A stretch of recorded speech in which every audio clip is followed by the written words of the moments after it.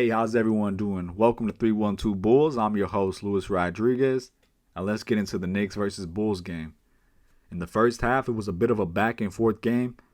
The very beginning minutes of the first, we were off to a rough start and the Knicks led by as much as 10 points. Billy Donovan called a much needed timeout. The Bulls regrouped and cut the lead down to single digits. The score was 55-51 at the half.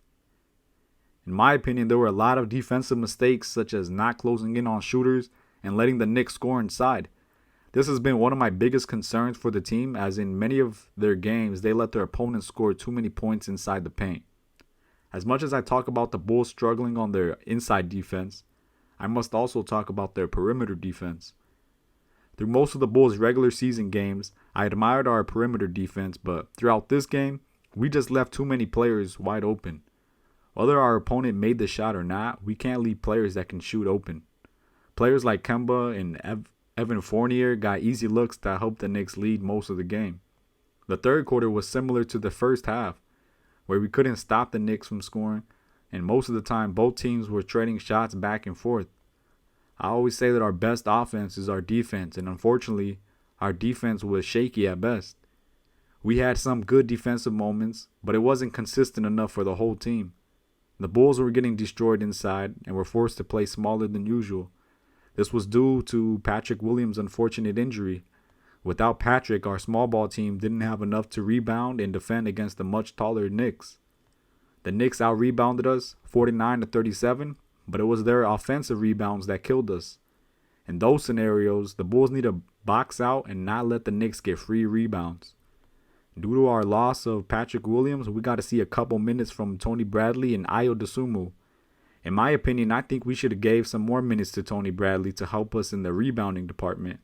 He could have prevented a couple shots inside, as the Bulls allowed 50 points inside the paint. But aside from that, I must say it was a joy to see two fellow Chicagoans in Derrick Rose and Ayo Dosunmu share the court. Derrick Rose scored 12 points on our Bulls today, but the main Knicks players who helped in breaking the Bulls' win streak was R.J. Barrett and Kemba Walker. Julius Randle had a rough offensive night. Even though it wasn't his night offensively, Julius Randle contributed 16 rebounds for his team. Nevertheless, I like the way our team defended him, especially Lonzo, who kept picking the ball away from him. Lonzo was very productive on defense today. Granted, his matchup Kemba still scored 21, you could feel his energy defensively. I do wish that Lonzo would have been more assertive offensively, especially because we were without Patrick Williams. Our big three of Vucevic, DeRozan, and Levine all scored 20 each, but it was not enough to stop the Knicks. The Bulls lost 104-103. I think this loss against the Knicks should fuel us to win our next game. The Knicks just simply outplayed us with their energy that we lacked in the first three quarters. And as much as I love our bench players, I can't wait until we get Kobe White, who I believe will provide the scoring off the bench the Bulls need, somewhat in a Lou Will type of role.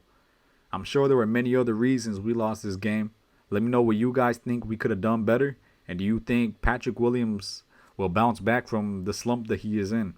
I would love to see him contribute more to the team, but this recent injury might cause another setback. Well, guys, thanks for watching the video, and I'll see you on the next one. Have a good day.